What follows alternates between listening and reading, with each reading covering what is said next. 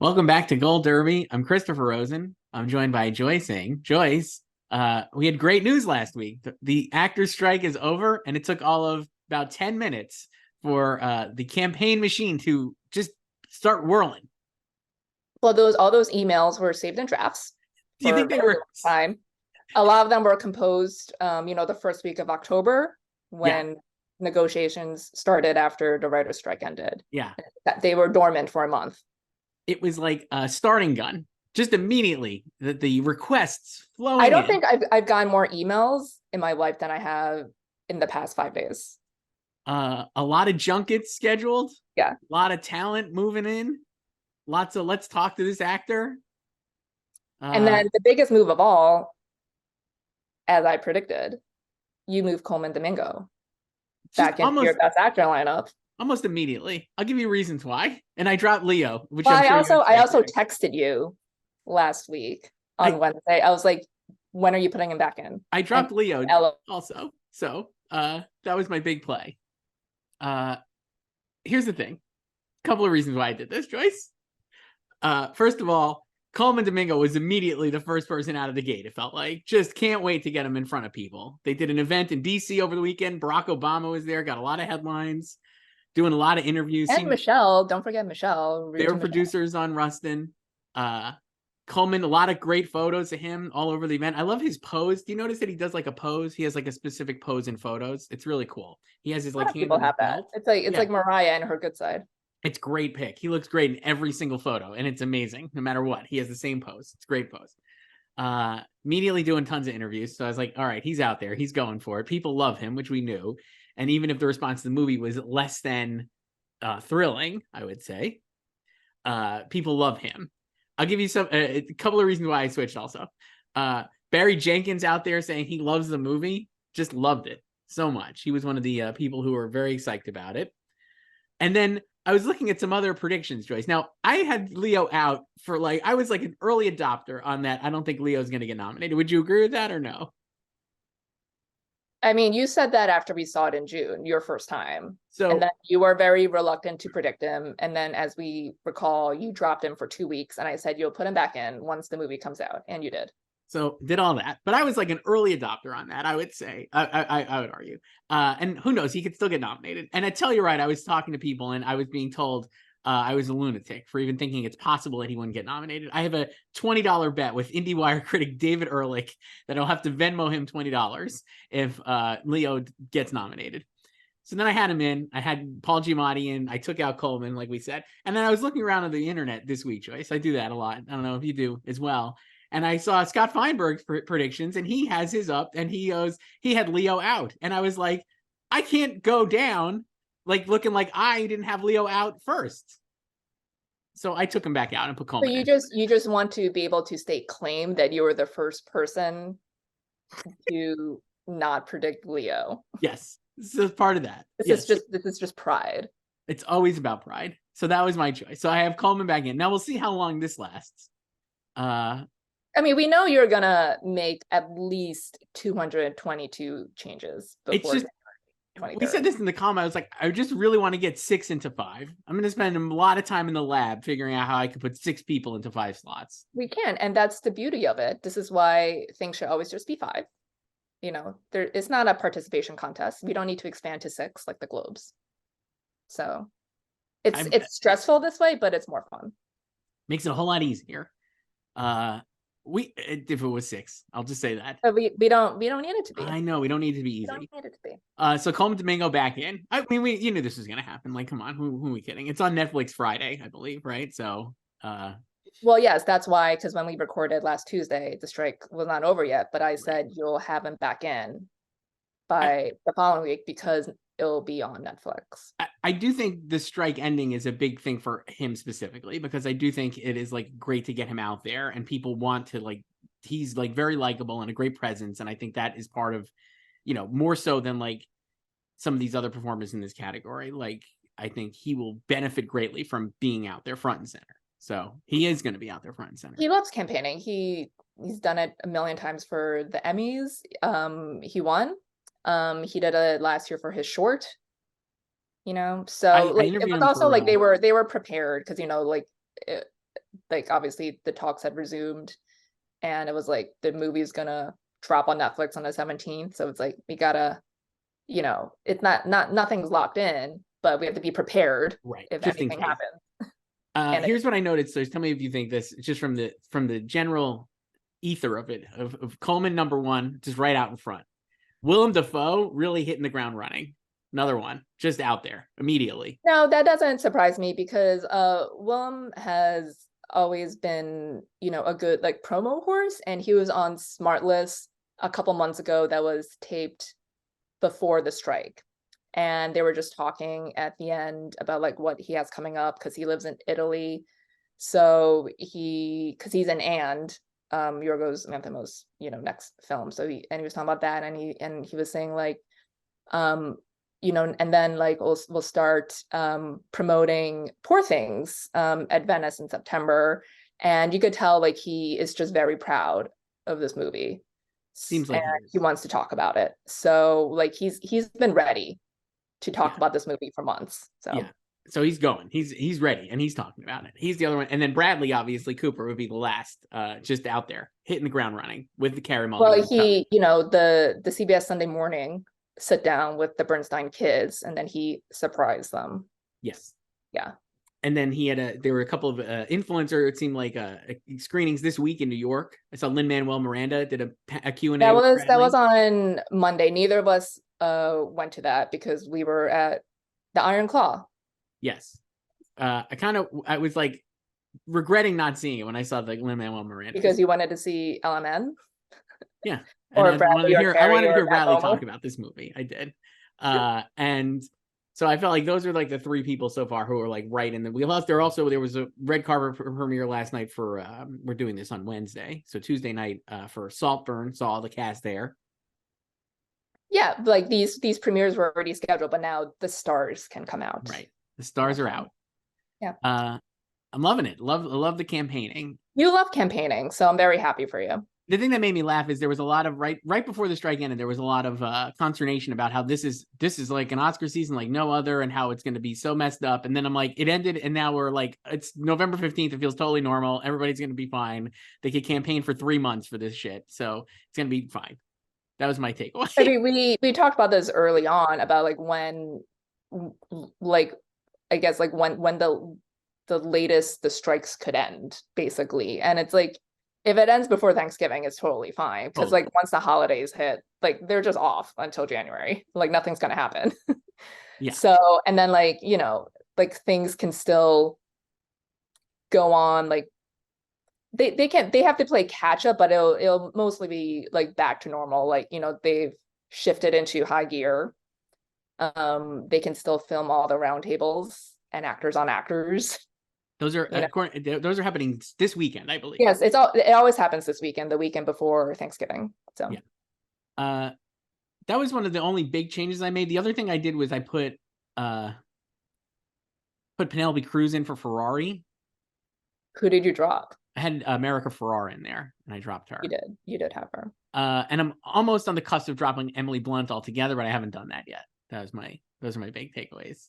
I put Penelope Cruz in because I just feel like every person I've talked to who's seen Ferrari still haven't seen it. Joyce, have you? No, because like none of the times have worked for me. Yeah, it's definitely a first world problem, but I'm like, I can't get these times to work. I just can't make it work with my schedule. When we could talk about this week has been just a gauntlet of for you more than me. I have 5 different movies this week. You have 3 at least. Yes. So I haven't seen Ferrari, but everyone I talked to is like, Penelope Cruz is amazing, and she is obviously such a beloved, I feel like, actor in general. I think she could easily get in here, even as a lone nominee. So I put her in. And then I didn't really make any other changes. Though we haven't done our Globes picks. The other big news this week was that May December is now a comedy at the Globes, Joyce. So like Natalie Portman nominee. Sorry to, I guess, who did I have on my 5th slot? I don't know. I haven't noticed. I think I probably have Julia Louis-Dreyfus. I think I had Julia Louis-Dreyfus or the young actress who is in Are We There? Got It? It's Me, Margaret. Abby. Yes. But now I'll have a Natalie Portman. So this move, which I don't consider fraud, I saw, some chatter about that yesterday. when it was it yesterday it was announced? I have no It was concept. Tuesday, so yes, that's right. Yeah. And yeah, it's a dark comedy. It's very fun. I mean, like Dennis Lim, I think, said this at the New York Film Festival. It's like, this is the funniest movie that's ever opened the New York Film Festival, I believe. Yes.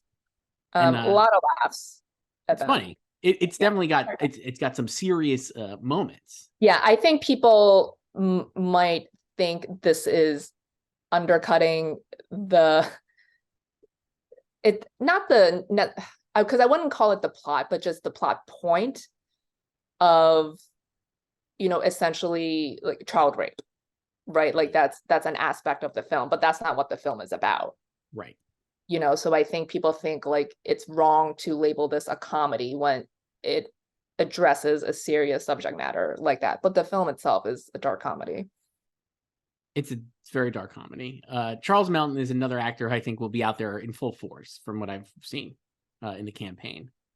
And I think this is a great way to keep May December in the conversation for, because it'll get, like you said, like Natalie will get in, like it'll probably get a little more nominated. It could get nominated for Best Picture too at the Globes then as well. I don't know. I feel like I would just I'm changing it right now. I'm putting her in. I did too. You know what I had in? I had Evie Hewson for Florida. Oh, I have her. I think I'll just keep her and I'll just drop JLD. Sorry to JLD. Where's Natalie? She's probably all the way. She's like a little far down. Right I made December is not in the top six. The top six for musical comedy are American Fiction, Barbie, Poor Things, Holdovers, Color Purple, and Air are beloved. Yeah, I feel like May December might just get those 3 acting nominations, maybe. Right. But it could. So I just feel like that was anything to keep it in the convo. So I feel like that was like a good move, strategic. Also, what's the top 10 in the actress Oscar odds? I don't have this open because I feel like those 10 people could all just now get Globe nominations because of May December's move. Let's take a look. I'm opening it. Let's see. Because I know Greta Lee's like 8th or something, right? Emma Stone, Lily Gladstone, Carey Mulligan, Sandra Huller, Margot Robbie, Fantasia, Annette, Greta Lee, Kaylee Spaney, Natalie Portman. Yeah, so they all can get Globe nominations now. And that's great. I'd love to see it. So you mentioned we saw some stuff this week. Was anything else on the campaigning before we go to our week in movies? What's been your favorite campaign so far in the last 6 I really like the Bradley one because he's going with like I just love like Lin-Manuel Miranda and Spike Lee out there. I'm like, Bradley knows what's up. He's got good taste. Well, he and Spike go back. Remember they did the directors roundtable back in 2018. Yes. And Bradley said he auditioned for Spike and Spike didn't remember it. And then they both probably shared a laugh about how much they didn't like Green Book. Do you think because last time his campaign was director oriented? Yes. You know this. Yes. What do you think he'll do this time? I actually think he'll do actor this time. I think he's going to focus on the performance. Yeah, I could see it just kind of being like evenly split. Here's what I was thinking this. With Star is Born, I think he felt like, I don't know Bradley Cooper. Just going to say that up front. So I'm just like reading this, I'm not saying like this is what he felt, but I feel like he was like, first time director, I have to prove that I'm like able to be a director, right? Like there's a little bit of that. And the acting in the movie is incredible. And he's so good in that movie. And like we've talked about, I think he should have obviously won. But I think he was more focused on like, I want to be taken seriously as a filmmaker. And so I have to like not actually talk about my acting or like not promote that as heavily. Now we know he's a good filmmaker, right? Like Star is Born was a big success, whether or not he was nominated regardless. In this film, a lot of the early reviews have been about how it's like a leap from an auteur standpoint. And then I think the performance is great and he can actually win for this performance. So I think like that is the calculus like he would probably take and go for actor more so.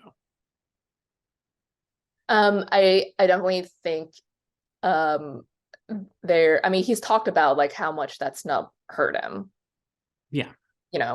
So I think there are, I don't know what you call them, like lessons, I don't know, to or like he's kind of like made peace with that or moved on or whatever you want to call it. And I think also this, playing a real person an icon like Leonard Bernstein, and then just the incredible bait he has in there. There's much more of a performance to talk about, and not just from him starting a conversation, but just people wanting to talk to him about Right. that too.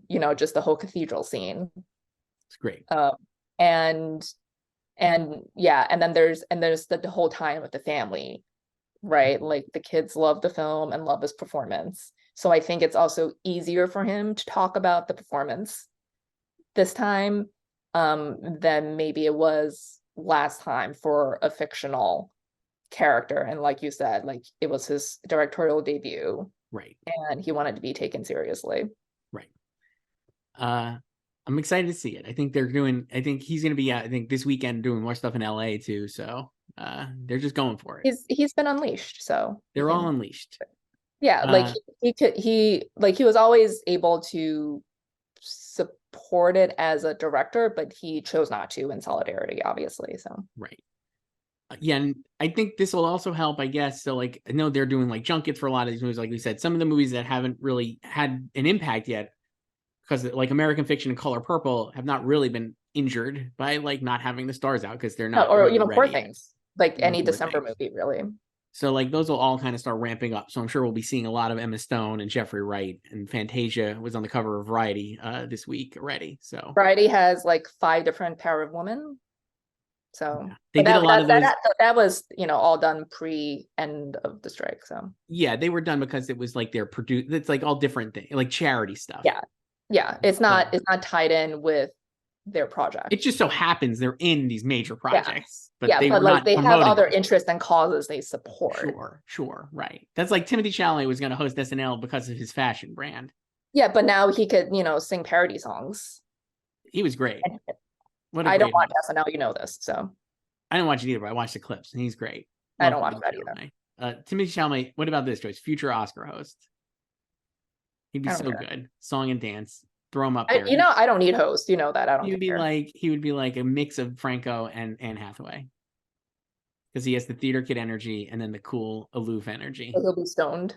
I mean, he probably will be, but he's great. And he's also really enthusiastic. Like, I love his interview with Scorsese. I actually think he'd be a great Oscars host.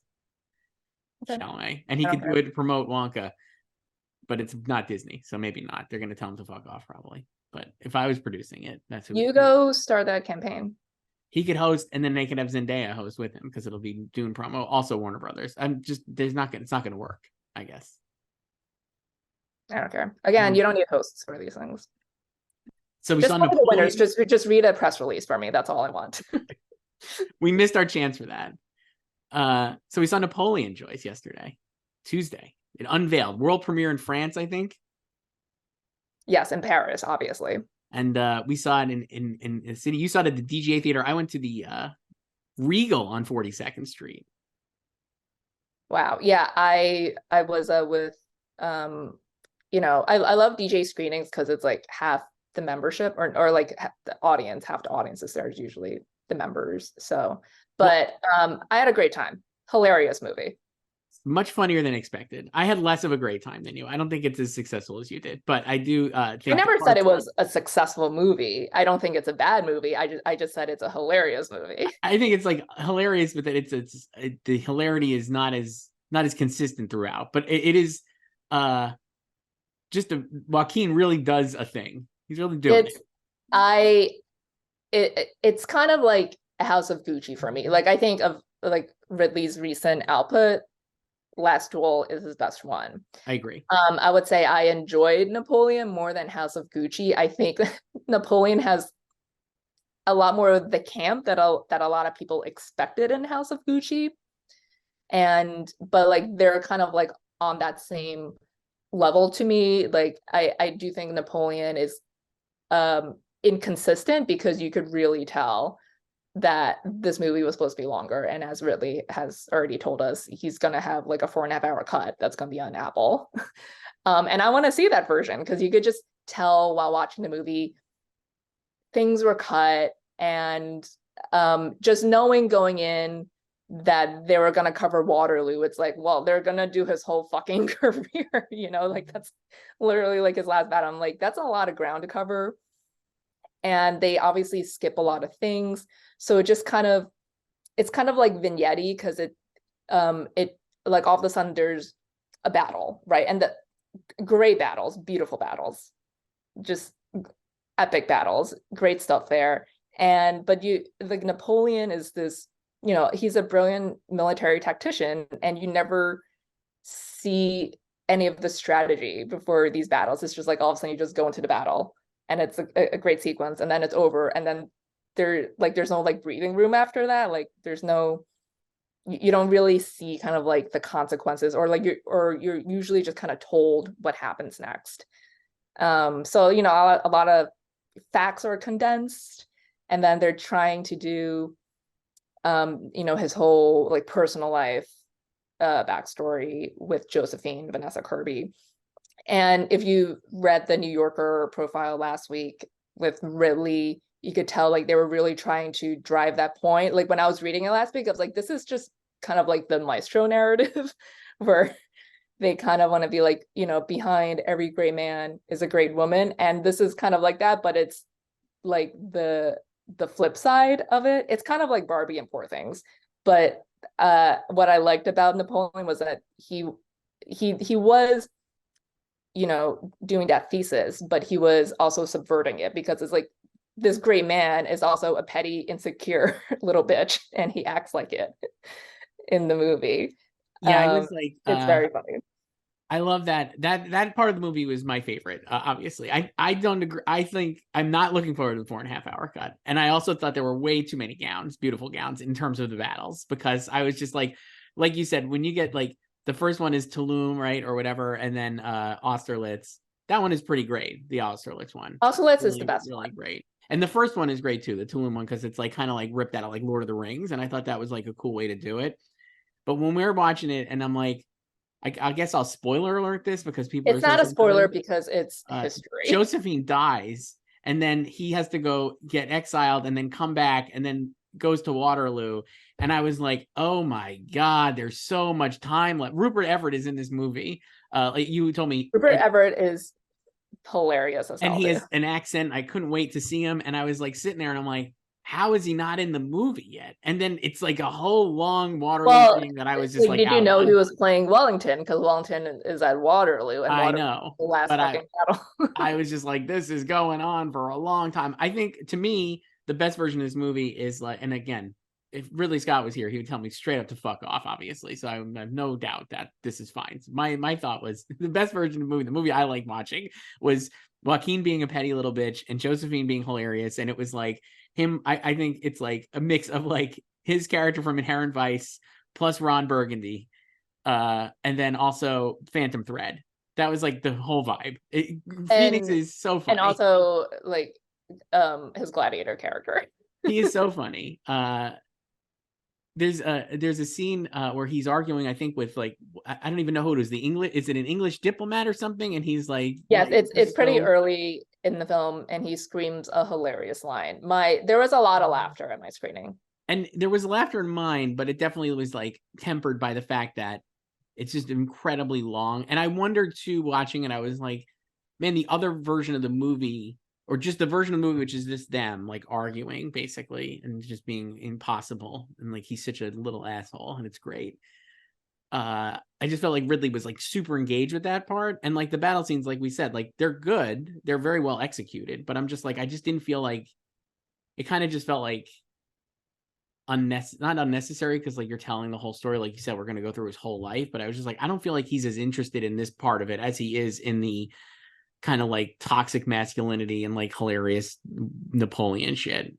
I think he's interested in both parts, because again, in the profile, like he was so laser focused on also executing the battle sequences, and there's actually not a ton of battle sequences. Like they're long sequences, but it's not a lot. Really just the three scenes. Yeah, and like you don't see like Leipzig, which is actually when he was first forced to exile, right. So they just kind of condense a lot of things.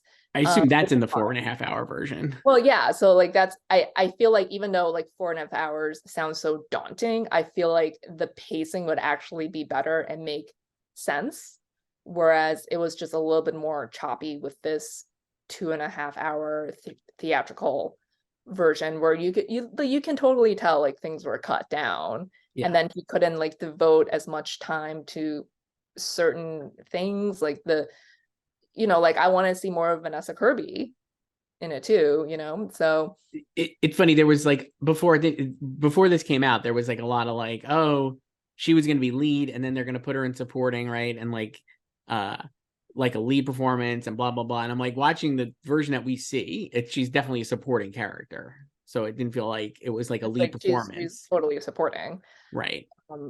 not like Carrie and Mike, like, you know what I mean? Like, no, Carrie is a co-lead, and this one like she's definitely that Maestro is a two-hander. Right. This is not a two-hander. It's a one-hander with it's Joaquin. A one-hander for sure. Josephine is not at Austerlitz. So no. But it's it's a lot funnier than I think, like, just based on the trailers, people might be expecting like a staid, stuffy historical epic that takes itself way too seriously, and it does not take itself way too seriously. It doesn't, and it does. I think it does. Some of it does, but I do think that the trailers are not selling anywhere near the levity of the Joaquin performance. Because they want to market it as just a grand, historical epic. Right. So I understand taking that angle, and I think it's kind of, I don't know, because it's like, I don't know how you would showcase one of his like lines, like his funny lines that gets huge laughs, because it makes more sense in context. Because I like the line you were referring to before, if you see it out of context, it sounds really bad. It's kind of like Brendan Fraser in Killers of the Flower Moon. Like, out of context, it sounds and looks bad, but it actually makes sense in the film. Like, it's a total jump scare when he comes in the film, but it's like that performance makes sense for that character. Absolutely. And I also think that the trick of the movie is, like, I think there's, like you said, the expectation is that it's going to be like this staid, serious thing. And even the people and the way they respond to Napoleon, their expectations are that he's going to be like, like a little more, less of a bitch. Yeah, because there are things, and he's not. I mean, like, he famously had affairs. Josephine also had affairs. This is not brand new information, .gif. No. And in the film, he learns about her affairs, and you would just assume that, he would like have her lovers executed or something. Like, every time he comes across like a roadblock, you would think like a ruler, like a tyrant would just, wield power and take care of it, or like, dispatch his minions to take care of this person or whatever. And he doesn't do that. Like, he just kind of like eats shit. Our good pal Jordan Hoffman, Joyce, for the website themessenger.com, reviewed it, and his headline was, Joaquin Phoenix kills it as history's great conqueror and great cuckold, which is really what it is. True. Yeah, it's true. It's and just it's like also a like the movie kind of presents it, because the other thing is he writes these letters to Josephine while he's at war, which are hilarious, by the way. Which are hilarious. Well, so the biggest laugh that my theater gave was when the infamous invasion of Russia. Yes. He's writing to her, and then he ends the letter with, I envision great success in our future, and everyone just died laughing. Truly funny. A truly hilarious moment. Yeah. So, and then she like hardly ever writes back to him, so the love is not reciprocated. And this is also, like Napoleon scholars would also say, like, he always loved her more than she loved him. Right. So it's kind of the movie also kind of presents that uneven balance. They have an unbalanced love portfolio, unlike Tom and Shiv. Yes. And the movie is like, he's like taking out his aggression on the battlefield, Yeah, it's a really great Joaquin performance. I don't know that he's going to make it in the Best Actor race, but it is. I did not put him in, or anyone in. I didn't either, but I was like, I mean, do you think he'll get like anything from anywhere? I can't. Under the old Globes, I could see them going for it. The movie, it's just like very crowded this year, that I don't know if it'll crack that or anything else. I do think it could get into crafts somewhere. Yes, definitely can get into crafts. I thought the Costumes are great. Cinematography was really cool. The score was really good, I thought. Did you like the score? I thought that was a good score. Yeah, it's Martin Phipps who does The Crown. Yes. So. And I thought even VFX, I think it can make him run. Because even though I didn't love the battles by the end, I thought they were very well constructed in terms of visual effects. They're like all and anything involving the horses. Really good. There's a moment in the first battle. I swear so that's why I can't write the movie off completely. Because like we were saying, like it's really fun. There's a moment in that first battle when something happens with his horse, and I was like, holy, I've never literally never seen that before in a movie. And this I was movie just like, is wow. way more graphic than The Killer. So it is more graphic, and but it's not super over the top. But I was like, that's no, like it's I just was like it's just stuff you see in war. I just was like, I've seen a million times. How many goddamn battles have we seen like this and like all this stuff? And I'm like, I've literally never seen that before in a movie, and I was just shocked. Yeah. And then also his reaction after that happens is also great. That really sets the tone for the performance. Yes. And then you think that whole thing is over, but then after the battle, he does something else, and it's just like incredible. Pretty good. So that's Napoleon. So we didn't move it in anywhere. I didn't really move it in anywhere either yet. I didn't, but I could see the film opens next week, theatrically. Yes, Sony's like I could see it doing, like, I don't know if I say well, but like okay. I think so. I think people know. Yeah. First of all, the brand name. People know Napoleon. Yes, everyone knows Napoleon, and it's kind of like Oppenheimer in a way to me. Like, I don't think it's gonna make $950 million at the box office, but like in terms of brand name, good brand name. Yeah, and I think like people will go see it because of that, and I think they'll be surprised at the tone. So. The other movie we saw was Iron Claw, Joyce. That's under embargo, but they said social reactions could be talked about, and I guess we could talk about its awards progress. Greatly enjoyed Iron Claw. I love a good sports drama based on real life. I too enjoyed it and love that aspect of it. And you cried as I predicted you would. You know what's so funny? The whole movie, I was like, not crying, not feeling like it's not like why? Because I think the way it's made is not an overly sentimental story or movie. Yeah, that's really why I like it, because they could really lean into the tragedy and really push for the tears hard, and they didn't. Yeah. But then at the end, fucking got me. I was like, God damn it, Joyce was. So right. It's like the anti-penultimate sequence, not like the very, very end. Okay. That made me tear up, and then the end actually did make me tear up too. I thought it was a really good movie. It's funny, I've talked to a bunch of people about that. A lot of people who know the story intimately well were like a little disappointed how certain things were. Me too. Yeah, I wouldn't say I'm a huge wrestling fan, but I'm very familiar with the Von Erichs. And so like my biggest thing with the film is like, I knew this going in. Like I've known this for a while. Like they eliminated one of the brothers. Yes. The youngest brother. Yes.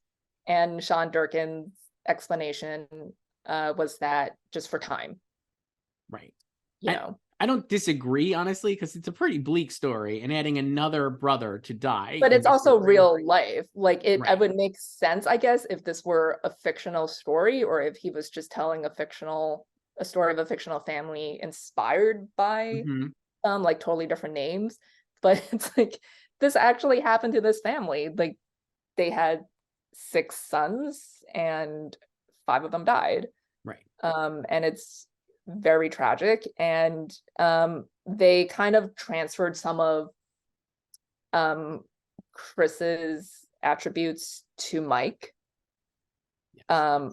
So like Chris in real life, he was undersized. He was like 5'5", but he wanted to be a wrestler just like his brothers. Right. And in the film and in real life, like Mike was bigger, but like in the film they kind of point out that like Mike is like undersized. He's tall, he's not 5'5", but it's like he's like quote unquote like weaker of the 4 brothers stay included. Right. You make it to adult age. And then also in real life, like Chris, he had brittle bone disease. Yeah, they kind of give that to Mike a little, not really. Yeah. But Yeah. But yeah, and then obviously same thing with Napoleon. They condense a lot of things in the timeline. Like there is an incident that occurs as portrayed in the film on the night of an event. Right. And in real life, this incident happened 2 years later. Right. And then also Kevin, the surviving brother, Zac Efron, in real life, his first 2 kids are girls, but in the film they make them boys because of the whole theme of the film. So it's like definitely, I mean, it says I think it says inspired by a true story. These are not things like I hate about it, but these are just things that like bump me. These are notable. If you're reading the Wikipedia page before you see it, and then you see it, you might be like this. I did enjoy the movie. I enjoyed it more than Napoleon. And I think, again, similarly, wasn't really moving it up into my Oscar picks, though. Feels a little tough to get in. Yeah, and I really, really enjoyed Zac Efron. Really great performance. And I can see him getting like Critics' Choice. And he was pretty great in it. Yeah, I don't know, maybe even like Globe, but it'll be, I don't know, where is he now? I don't think he's in there very I don't think there's a lot of pro Zac support. Let me look. I don't know. 1, 2, 3, 4, 5, 6, 7, 8, 9, 10, 10th. So not bad. Pretty high for him. Pretty good. I mean, the film only first screened last week because it premiered in Dallas, their hometown. So Jeremy Allen White, he's not really in it as much as they're selling, I would argue. And I would say of the brothers, he was not as impactful to me as Harris Dickinson, who I loved as David. I thought he was There's a really great scene between Harris and Zac. Yes. And I just thought Harris was great. He totally gets the thing. And the other person I thought was a real standout. And I was like, I don't know how on earth he would make it in, but it would be great in a crowded field, is Holt McElhaney. Just incredible as the dad. Every time Holt was on screen, I just thought of Lights Out, his very, very short-lived boxing drama on FX, like 12 years ago, that I and my old coworker were obsessed with. And it died. He's great. But I was like, great to see him back in the ring. He's just one scene in the beginning, but yeah, he's good. Like Jeremy, I liked. He comes in like a little later. I love the Olympics references in the film as well. You know me. Also, like, as soon as they played Don't Fear the Reaper, I was like, I'm in. Great needle drops. The music is awesome. Yeah. Loved it so much. So yeah, he comes in a little later, but there's the non-Kevin brothers, like they I wouldn't say like they were shortchanged, but obviously the Zac is the lead of the film. So while the other brothers do have development, and you see what they go through, and like a little bit of their psychosis is not like a full deep dive. So I do think you kind of like want to see more of them in each of them, because like it is so interesting, their dynamic, and like just knowing in real life how tragic this is, like you want to see more of them together and also individually. Yeah, I think that's true. But like I said, I did really like it. I found the one thing I would say that I think it could break in possibility, an original song contender, Joyce. It's a credit song. It's a credit song, but they sing it in the movie like multiple times. It actually plays like Mike sings it right at the party, and I think it plays again later during another key Mike scene, and then it plays again during the credits. It's called "Live That Way Forever," by the composer, who's Richard Reed Parry, and then Little Scream, I think, is the band. It's a real banger. I loved it. I was like, this song rules. It's used like effectively. I think what's good about the song is when it is in the movie, you don't really notice it as a song. Yeah, I actually was like, oh, what song is he covering here?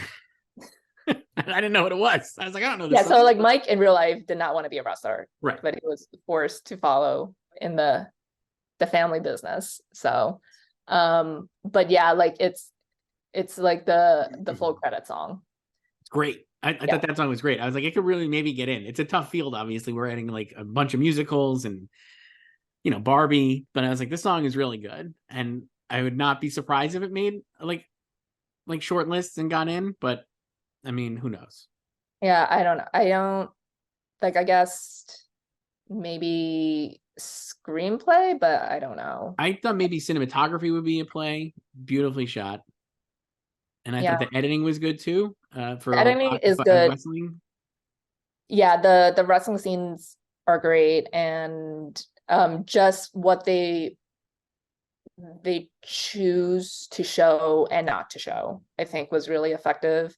Um, and Yes, I then love that about the storytelling. Actually, there's a lot of big yeah, moments. it really trusts the audience. And even though like I know, well, we were at the same screening, and there were certain moments where the audience gasped because they were not familiar with the story. And there were moments like I knew the story, so I was anticipating a reaction at certain points when Yes. things are revealed. Yes. And that happened a lot. The guy next to me also cried. So I mean, it's definitely like a movie that guys will cry at for sure. yes, it's about brotherhood, literally and figuratively. And I don't know what else. The actresses Lily James and Mara Tierney, both supporting. Very good. I love this movie also because this is a ER reunion between Zac Efron and Mara Tierney. Yeah, that did not come up in the post-screening Q&A, which I know you left, but I was just relaying things to you, and you were disappointed that did not come up. Because I would have mentioned that first thing, right? Because he died in that episode, but like his whole like I don't know like 5 minute arc in that episode was like he got shot. He's like dropped off at County General, and he comes across Addie, Mara Tierney, and she brings him in, and she is desperately trying to save him because at this time she's still a nurse. And then he becomes unconscious, and she's like trying to like crack open the chest, and Pratt is like, no, like it's too soon and everything, and he eventually dies. So I just love the irony of her trying to save him back then, and he died. And awesome. Here he's the only surviving son. Only surviving brother. That's a spoiler, right? I can't wait to get yelled at. It's not a spoiler because it's real life. So it's real life. So that's it. So that's the Iron Claw. And then we'll see. This week they're unveiling Color Purple this week, I believe Thursday. So if you're watching this, so we'll start hearing about that. I think the embargo was on Thursday. Yeah, we see it Friday, Joyce. Yeah, that's our Friday night. And Wonka is screening this week, and all the year-end stuff, basically everything but Aquaman, I feel like, is ready to go. So we're gonna have a better view of this season, and now everybody can campaign and talk about the movies. Yeah, I think after this week, all the major stuff will have been seen. Usually it's this week or like early next week before Thanksgiving. Yeah, like there've been like Thanksgiving weekend screenings. 2 years ago, I think the latest was West Side Story, I think, was the week after Thanksgiving. West Side Story I saw on Giving Tuesday. So tough. That maybe a little late, as it turned out. Well, we talked about this for Stevie. Yeah. And then also Nightmare Alley. Oh, I remember that. I remember that. December 1st. Yeah, my mom's birthday. Yeah, I remember going and seeing Jeremy Strong and Nicholas Braun together at that screening. Yeah. Big Bradley Cooper fans. Well, as we discussed, that was also probably when Jeremy was supposed to be in Maestro. Yeah. Would have loved to see him in Maestro. Those guys got to work together. It'd be great. Joyce, we have so many emails. A lot of emails we could go through. Slugfests at goldderby.com. This one is from Patrick. Hi, Joyce and Chris. I hope you two are doing well. I love listening to you discuss awards season. I am also a massive fan of your Oscars playback series. It's so fun to listen to you two discuss the Oscar winners from years past. And I hope you consider continuing the series next year. I have revisited or watched for the first time so many movies from the 90s and 2000s thanks to your series. I think it would be interesting to review the 80s Oscars. Similar to the 90s, many major, quote, epics won the top prize, and I think it would be cool to discuss the impact of those films alongside the other classics of the time people love today. Sounds great. Thanks, Patrick. We'll do that. On to the current Oscar season.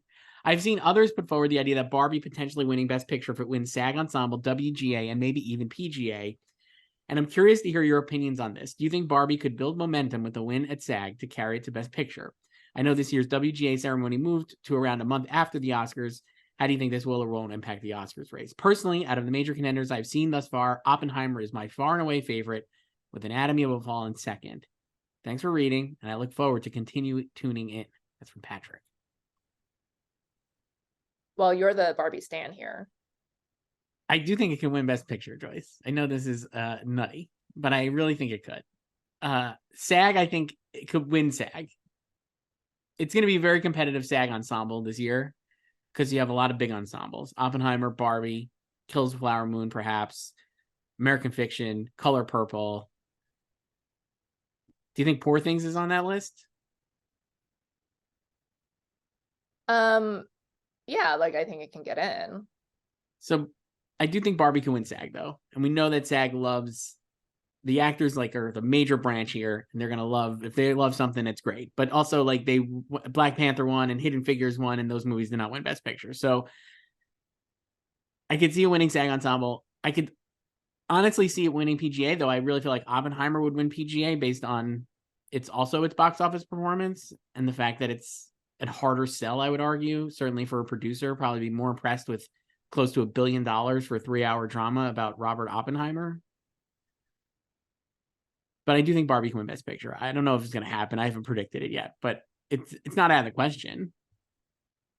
No, I agree. I think it can win SAG ensemble and not win Best Picture. I think that's likely. Just knowing SAG tastes and how mainstream they are. Right. And it's also just plurality voting there. The Oscars Best Picture and also PGA is preferential. Right. And I could see Barbie ranking lower. Or like the lower tier things. Like if like some people might just feel like it's about a doll, as someone wrote a couple weeks ago, just Amy a doll. Taubin, I believe, was like, it's about a fucking doll. Yeah, it's about a fucking doll. Or like maybe they feel like it's like too commercial. Well, let me give you this one. We had a lot of we had at least a lot being 2 Barbie emails. So I'll read you another one here because it's about the same thing. Give this if this is a different perspective or a different add-on. This is from Zach. Hi, Chris and Joyce. Wanted to say that your show is my absolute favorite awards prediction show out there. You two are hilarious, joyful, and seem to have genuine fun together. I listen to the show religiously as a podcast, and it is a must listen every week. I don't even watch TV, and I listen to your Emmys coverage. Plus, I think Joyce is the best expert at Gold Derby, and I trust every prediction she makes. And Chris makes me laugh every week, and I'm always excited to see what he will drop and put in every week. Please never stop the show. My question for you is about Barbie. Last week, it got 11 Grammy nominations. It seems clear that it could easily win 4 Oscars out of the gate. Screenplay, costumes, production design, and Best Original Song. I'm pulling for I'm Just Ken, but it'll probably be Billie Eilish. Couple that with the fact that it will likely get at least 1, but maybe up to 3 acting nominations. Greta Gerwig also likely is a Best Director nominee in my mind. So much of the press for this movie has highlighted her vision, even more than her screenplay. It's the biggest box office hit of the year, and it exemplifies exactly what the Oscars have awarded in this era: crowd pleasers that make you cry, and has a social justice message about feminism. It's also half of the movie story of the year with Oppenheimer, and people are still talking about it months after its release. And I think it's crazy more people aren't predicting it to go all the way, including you too. My question is, what will it take to Barbie to win Best Picture? Golden Globes and SAG seem likely. Are too many people underestimating Barbie for the win? Or am I just too excited for this amazing juggernaut of a movie? Is Zach you? No.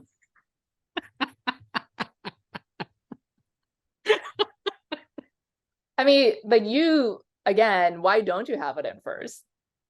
You love to predict too. I know. I did that with Lady Bird. I had it winning for her, and I knew it didn't. Here's what I'll say. I rewatched Lady Bird a couple weeks ago. Oh, it's the best. Here's what I'll say about this.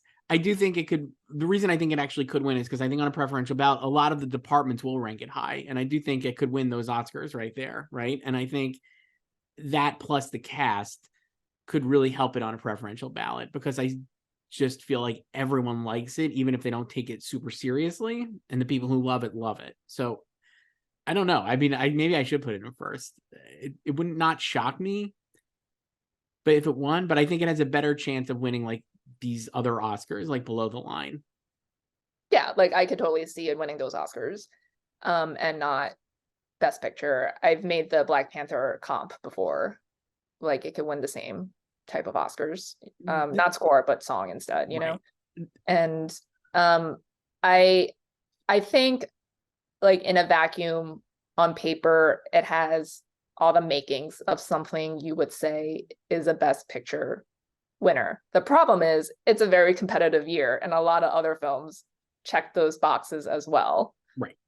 So That's the big issue, is that they're Oppenheimer, Kills the Flower Moon, Poor Things, American Fiction, down the list are all like major, I feel like, contenders that all check similar boxes or other boxes that Barbie doesn't.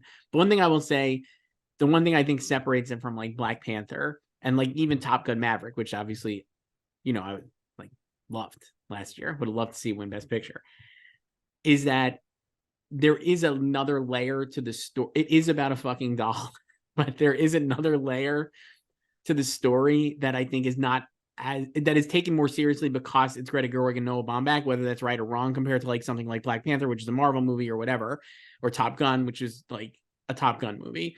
And so while those things had other things to say beyond what they're just telling the entertaining story, I do think there's a lot of credit to Barbie given from its perspective of like what it's doing. I mean, Tony Kushner, when he was talking about it, was like literally like he was like, it's about revolutions and what happens when the revolution succeeds and like the dangers of all these, like he found like a lot of meaning in it. And I was just like, there's more meaning to this movie, real or not, than these other movies. And I wonder if that will help it overcome the idea that it's just like the audience movie and just like the crowd pleaser. no, I mean, I agree.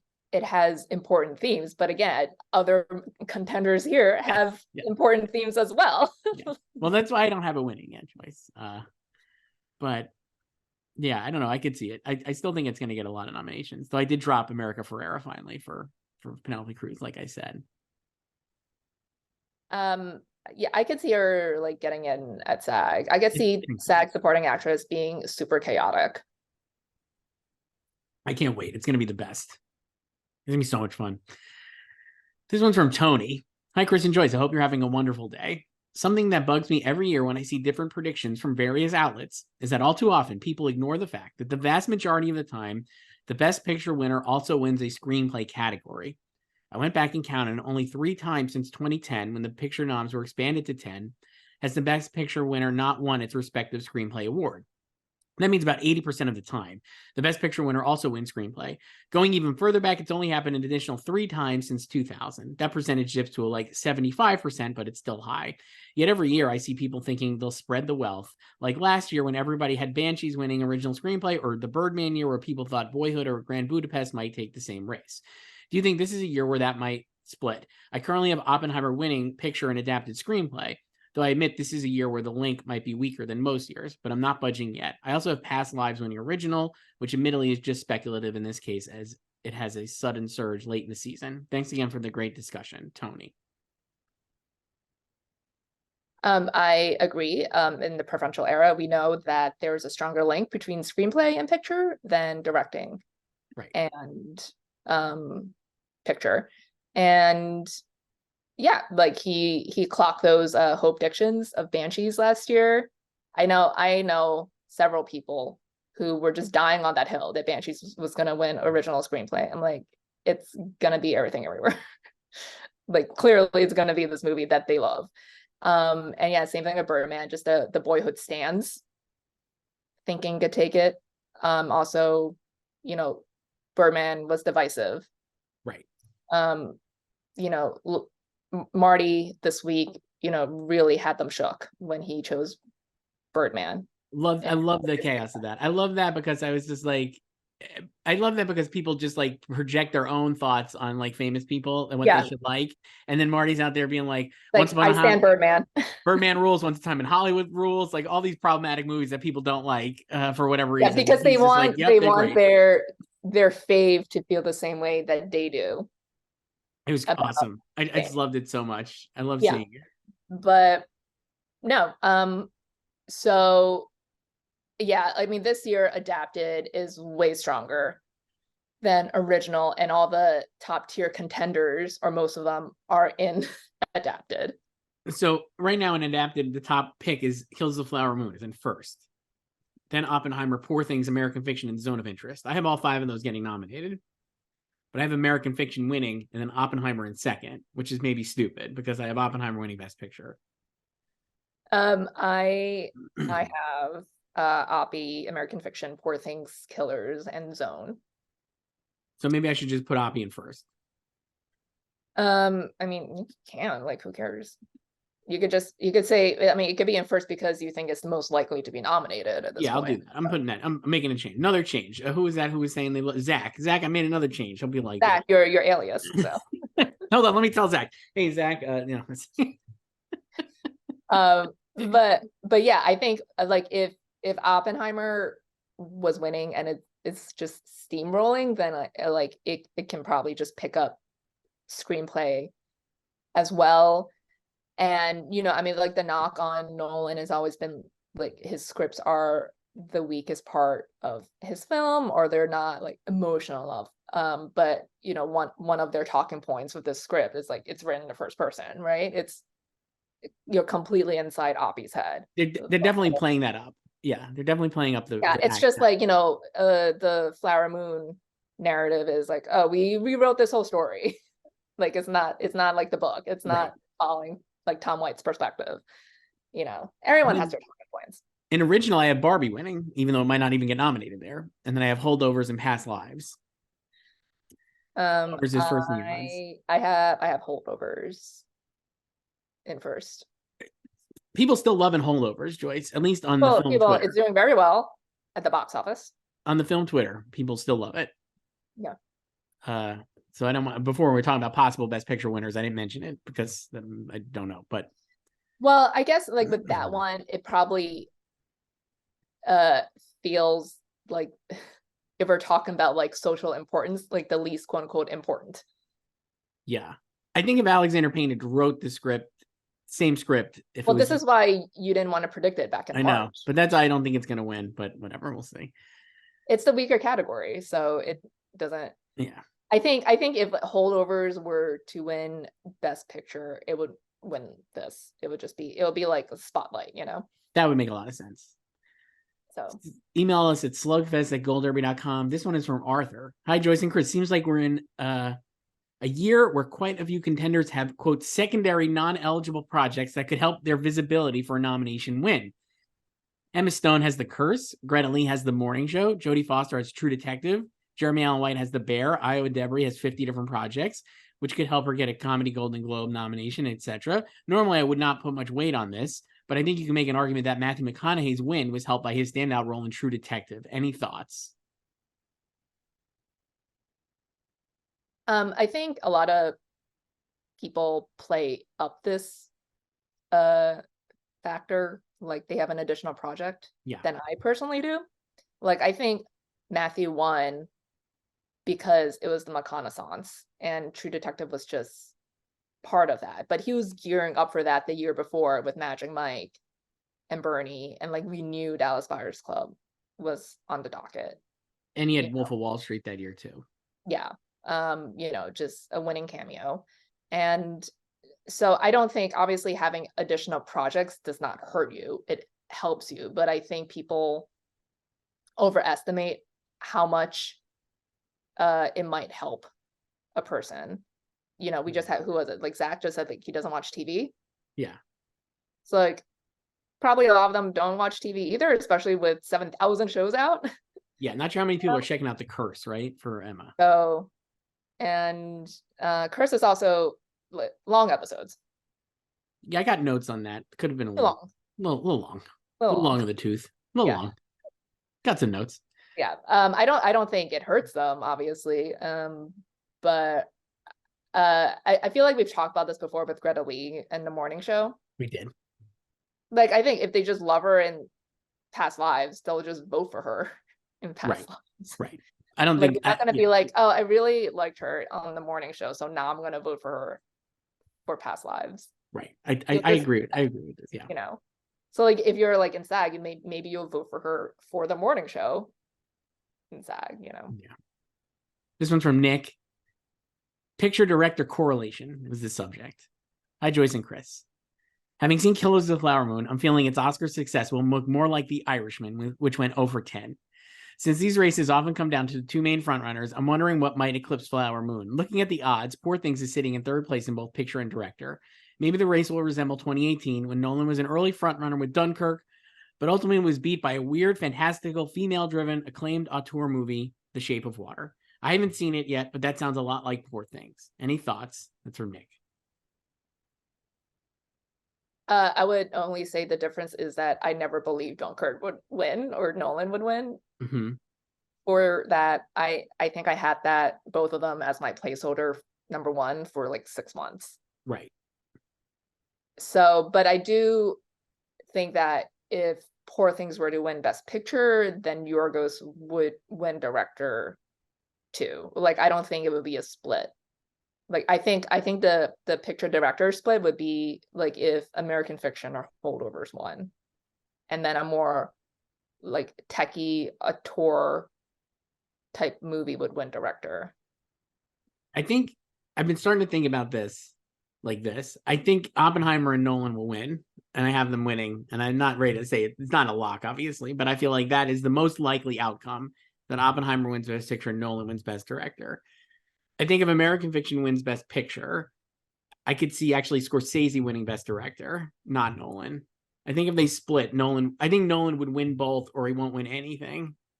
And I think they would go with like the Grandmaster. Steven Spielberg did a Q&A with Scorsese, and was like, this is your masterpiece. I humbly disagree with Steven Spielberg, but I mean, if that's the vibe that's out there, and he could have been just saying it for like promotional aspect of it at this Academy screening. He was also making good from the screening that Marty hosted last year for The Fabelmans. But Marty didn't say, it was like, next year I'll do a Q&A for Flower Moon with you. Marty didn't say it was Spielberg's masterpiece. You know, I'm like just saying, like, he didn't need to go that over. So I'm like, if that's the vibe, and American Fiction like becomes, or The Holdovers certainly could be as well, like one of these like cozy family movie type things that has like a little bit of levity to it that we've seen as previously as like a Oscar kind of catnip in the last few years. If that wins Best Picture, no disrespect to Cord Jefferson or Alexander Payne, I don't imagine they would win Best Director, but I think Scorsese could win in that scenario, and then Nolan would not. But if Oppenheimer's strong enough to win the Best Picture, then Nolan would win Best Director.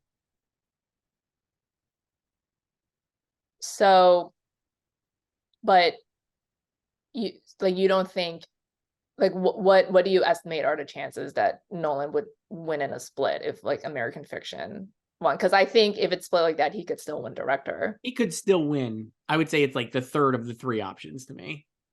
I think it would be like Oppenheimer winning with him, something else winning with Scorsese, and then something else winning with Nolan. So is this just predicated on you not thinking Flower Moon would win Best Picture? I definitely don't think Flower Moon would win Best Picture. I don't see any way it actually would, because it just doesn't feel like enough of a consensus movie. I think it's still like the people who love it, and it's not a divisive movie. I don't think anybody, not a single person I spoke to doesn't like it. I still don't know a regular person who's seen it. But I'm like, I don't think people are like going to be like super passionate about it in a way. Yeah. But I think they're very, very, very passionate about Scorsese.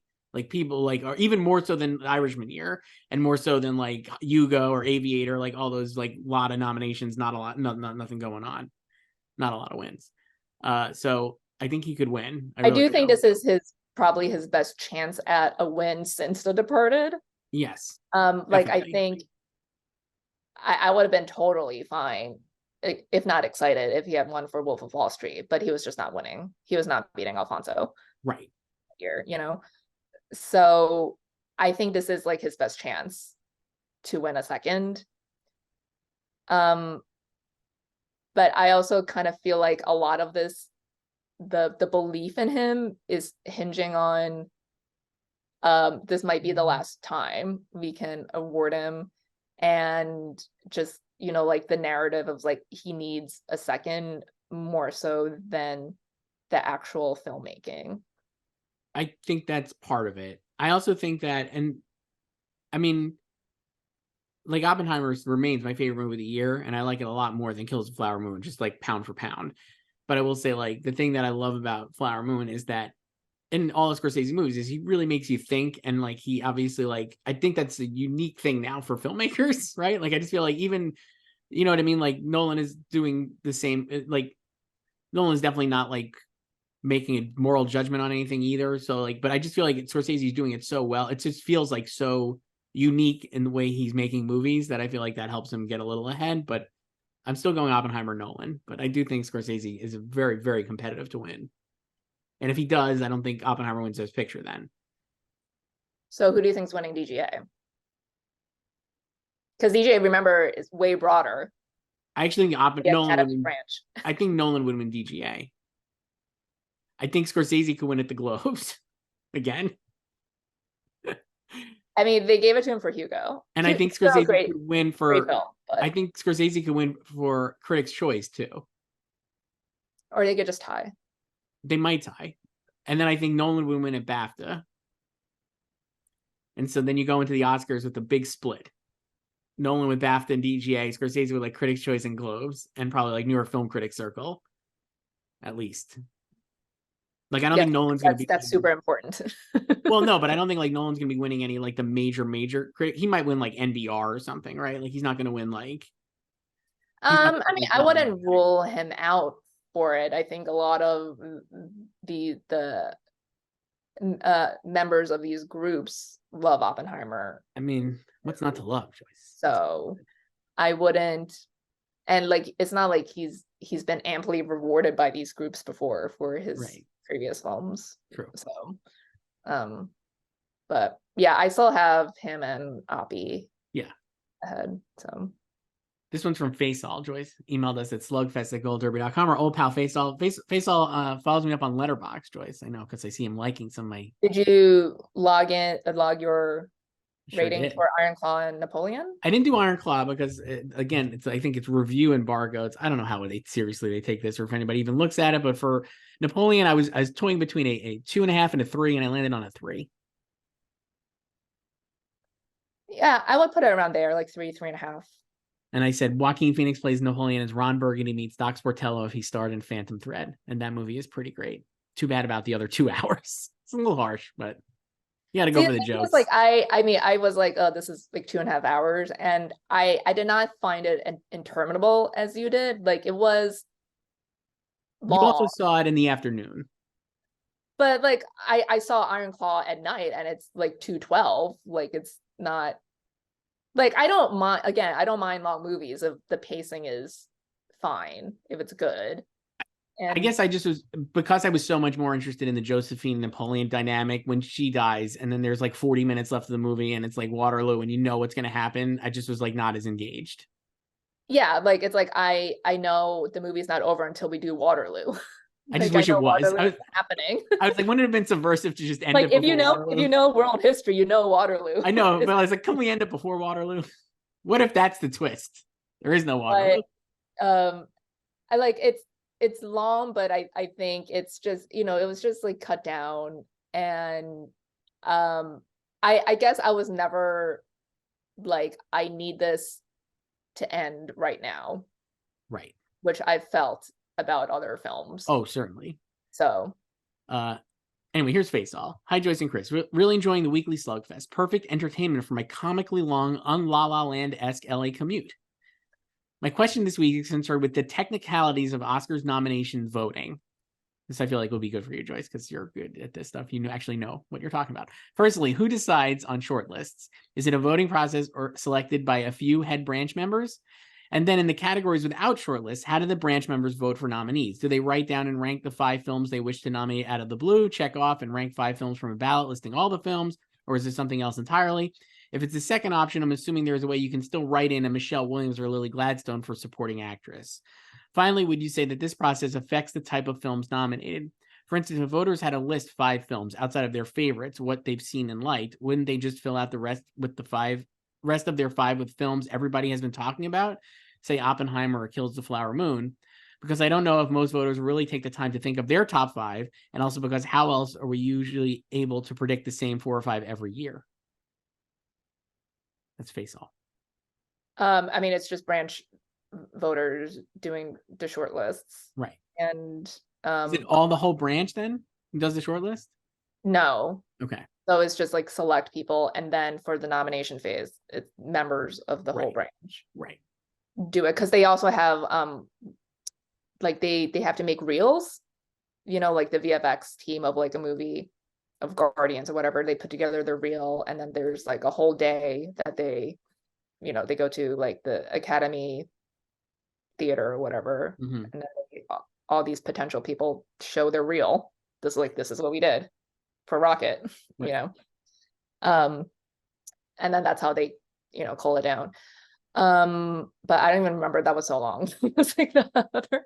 Well, one of the ones he was saying is, how do they rank their film? Like, can you write in, or are you checking off like a radio button on your computer, I guess? Oh, like I don't know what the ballot looks I don't know like. how the ballots look either, but there is a way, obviously, that you could get someone who, like we've seen in the past, just because they campaigned in the category doesn't mean that's really. Oh, I mean, like for acting, yeah, like you type in to the person's name, I guess now, and not handwriting, but yeah, like you're not locked into whatever category in which they're campaigning. This isn't like my problem. Like, so words have meaning. Yes. Right. So this is my problem when these like aggregate like Twitter accounts just share stuff like so and so is submitting in Best Actor for whatever film, is submitting in Best Actress for whatever film, just based on the studio's FYC page. Right. That's just where they're campaigning. Right. And yes, in certain groups you do have to submit, like in SAG. If you submit in lead, then the members can only vote for you in lead. Like you're locked in there, but not for the Oscars.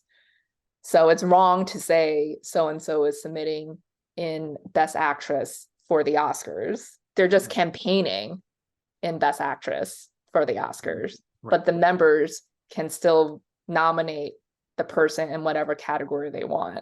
Correct. Few more, Joyce. We had 2 more emails. Slugfest@goldderby.com. This one is from Chad. Since you saw it last night, which movie has better hats? Oppenheimer or Napoleon? Napoleon has more hats, the most hats. A lot of hats. There's a lot of armies. Oh my God, so many hats. So His many little hats. stupid hat was great. I love. Well, the bicorn, That is great. And Oppie just has a signature hat. Yes. So, and it's a unique hat. And he puts it on like he's a superhero. Yeah, it's a superhero moment. I talked to Ellen Marachnik, the costume designer. Oh, nice. Did you predict it? Did you talk about that moment? Of course. What did she say? Well, yeah, because like that's like when he becomes like Death Destroyer of Worlds. Yeah. Yeah, like that's his outfit, like that suit, and like he has the same silhouette throughout the whole film. And Chris Nolan told her like no one else shall have a hat in this movie but him, and the only other hat you see is Albert Einstein because it blows off his head. Yeah, because and it's actually a key plot point in the film. Yes. But yeah, she was like that. That was a struggle because it's like hats were very popular back in that time, and also it was a struggle to find the perfect hat maker to make that hat because it's so unique. Because it's like a cowboy brim, and it's like a fedora / pork pie, and then there's like different material with it. So I guess like Oppie has the most unique hat because there's nothing unique about the bicorn really when you have a million people wearing it. Napoleon just has the most hats. He has the most hats. I mean, Killers of the Flower Moon also has a lot of hats. A lot of hats. It's like big giant rim hats. So I guess if you want the biggest hats, it would be Flower Moon. Bigger than Napoleon? Yeah, that's true. Leo's hat, Jesse Plemons' hat. Yeah, because it's the brim. They have like the circumference is really wide. And then the most hats is Napoleon, and the most unique hat is Oppie. Would you rank Oppie first if you're ranking hats? What are your hats? I mean, it's just your personal preference. What's your personal preference? I think I would do Oppie first, just because it's so different. I don't know. What about you? I would do Oppie, and then I would do Flower Moon, and then Napoleon. I just don't love the Napoleonic era. Maybe that's a blind spot with me. I mean, how did you do in history? How do you think? As well as you did in math. Last email here, slugfest@goldderby.com. This one's from Ross. Going to end on a TV note, Joyce, but I was excited to get this email because I love this. So, what are your thoughts on the Loki? Joyce, it's just direct to you, but I'll talk about this with you. Joyce, what are your thoughts on the Loki finale? I thought it was a lovely end for the character. This is a spoiler alert if you, Jesus Christ, but also he lives in a tree now. I'd love to see the show get some Emmy love next year, but I don't know if it's possible beyond below the line stuff. That's from Ross. So since it was addressed to you, Joyce, I'd love to hear what you think of the Loki finale. I loved it. It was just a great showcase for Hiddles. This is like Hiddles at his peak, because no one cares more about the MCU than Tom Hiddleston. And there's, a lot of chatter in the past week about the state of the MCU. The only person who still believes in the MCU is Tom Hiddleston. Like, he loves Loki. He loves the lore and everything about it. And then I feel like they've talked about how they envision Loki, the series, and the 2 seasons as like 2 chapters of book, and they've closed the book. Yes. So that's their way of saying, like, we don't know about a 3rd season. But like, this is like concluding the arc for 2012 Loki, because he finds his glorious purpose and he, sacrifices himself for the good of others, just like he did in the main timeline in Infinity War.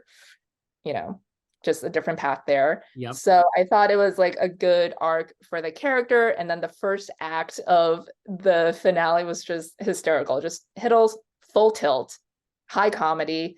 The best moment really though was Miss Minutes blinking.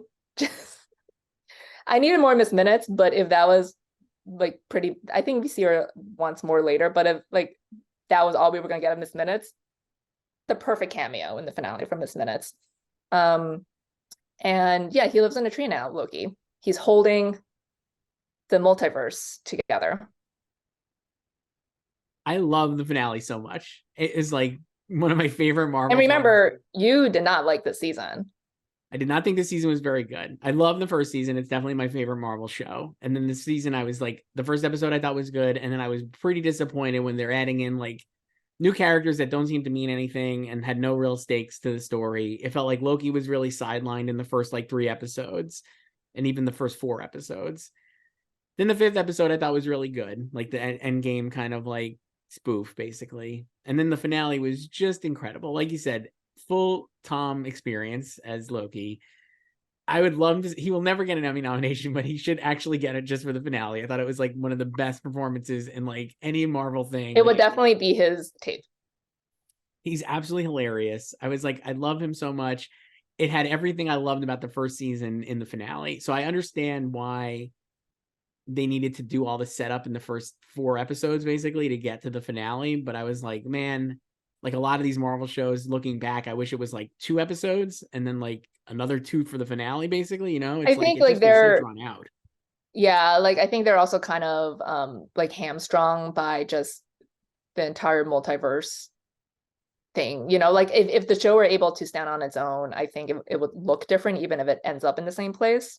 Yeah, that may be. But I also thought it was hilarious with the way it ended. Remember that Variety MCU story from a couple years ago? The way they were like, they're fucked because of the Literally, way that was the quote. like they're not fucked. So the best part about the finale is if you're wondering about this, and certainly Marvel has like a lot of time now to consider all this stuff because they only have Deadpool 3 coming out next year, and I'd assume like Ironheart, which they moved. I assume Ironheart is probably coming out. Like there's probably a couple. The only thing they've for sure dated is Echo, which is now Marvel Spotlight. Right, and they could do Ironheart if they wanted to.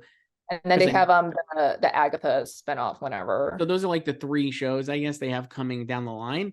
But the way they even end this Loki finale, if they never have Jonathan Majors in the show or movie again, they have set that up completely to cut him out because they were like, we are just looking for the rest of the Kang variants. They got one in Ant-Man 3. Don't worry about him. And then we'll find the rest and it's done. So like they could easily just wipe their hands of all of the Kang stuff if they wanted to, it seems. Yeah, because that quote in that story was in a reference to Kang and Jonathan Majors. And it's like the way and Loki did not do reshoots either, unlike usual Marvel projects. And Ki Kwan, now that he could talk about it, he said that he was disappointed there were no reshoots because he had such a great time during the main production that he expected reshoots. Yes. So he could spend more time with Tom Hiddleston, you know? So yeah, that definitely was like wrong info in that source, I guess, had. Or maybe the source is not familiar with the MCU. Maybe. But I would say, like, if you woke up at the end of the year here and we were told that the next Avengers is actually not Kang Dynasty or whatever, and that they're going to do something completely different, and it's going to be pegged to Doctor Doom or the Young Avengers teaming up to find somebody else or whatever the fuck they come up with, and it's a whole new thing that they've now delayed because they have a whole year to come up with basically this, I would not be shocked. Did you watch the Marvels? I didn't see it yet. Yeah, but I told you what happens.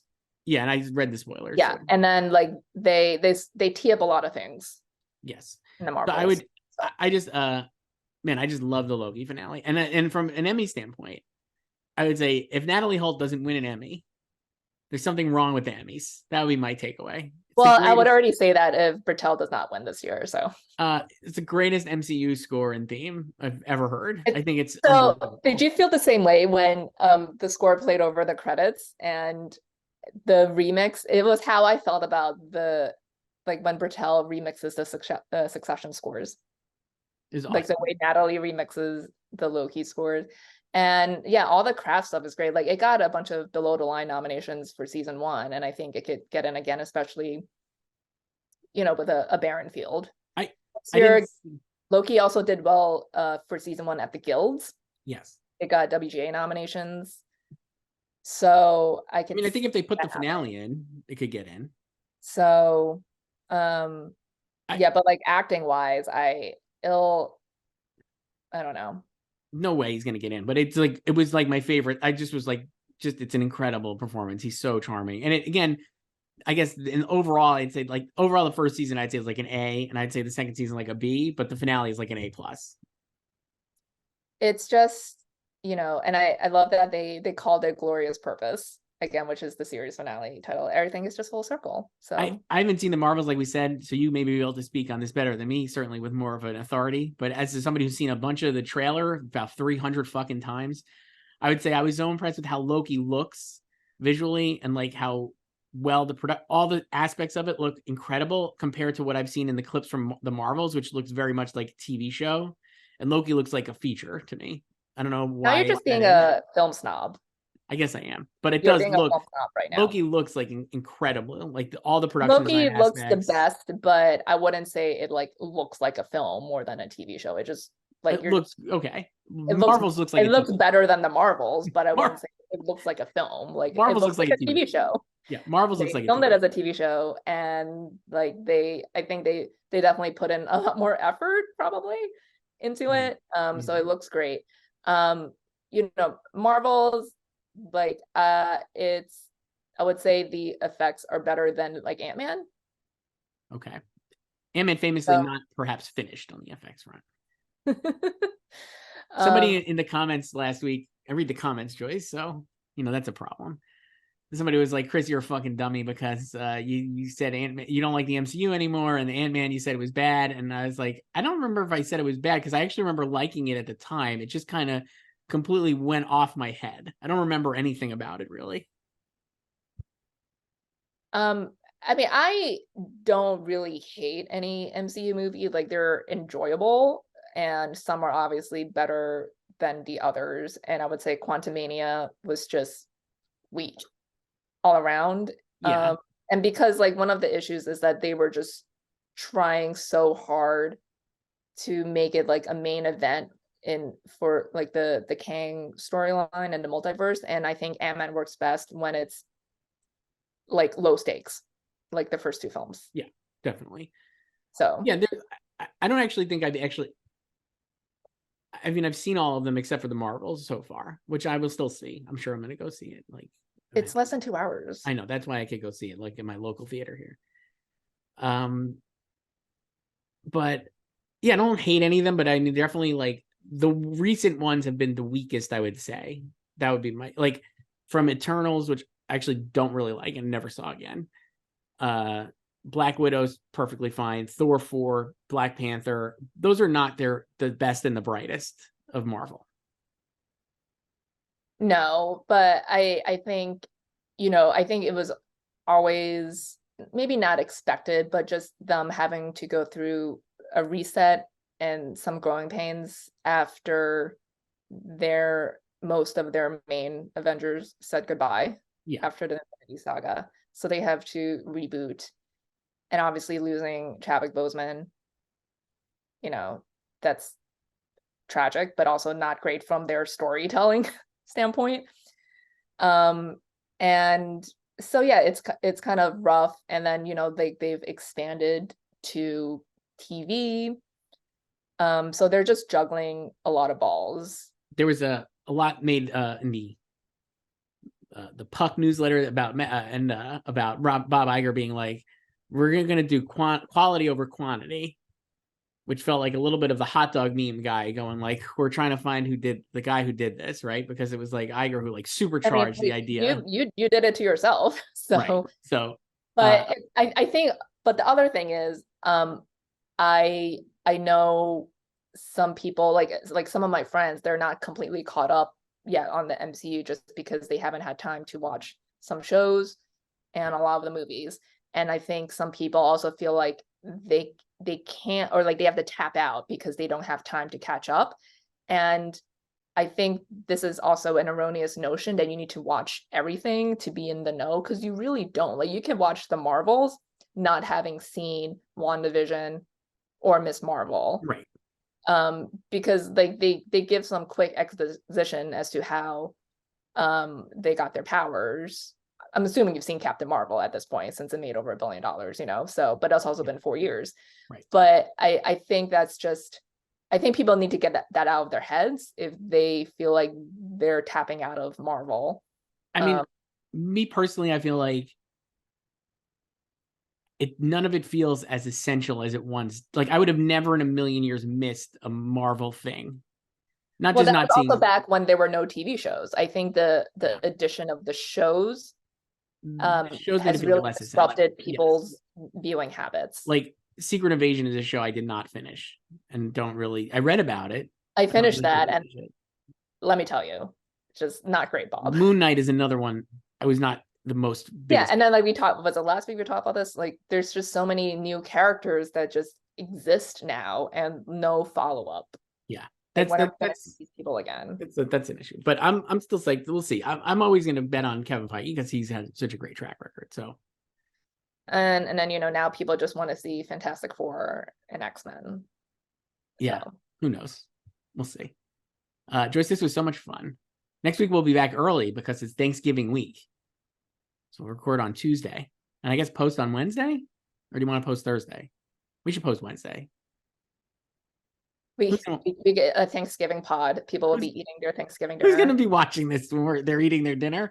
They're not going to watch football. They're going to put this on. We could talk. I guess we could talk Maestro next week because it's out, and Napoleon, I guess, again. And Color Purple. And we'll talk about the Color Purple. So those are great things to tune in for, and we'll post it whenever, and you can watch it while you're eating stuffing. All right. Talk to you later, Joyce. Bye.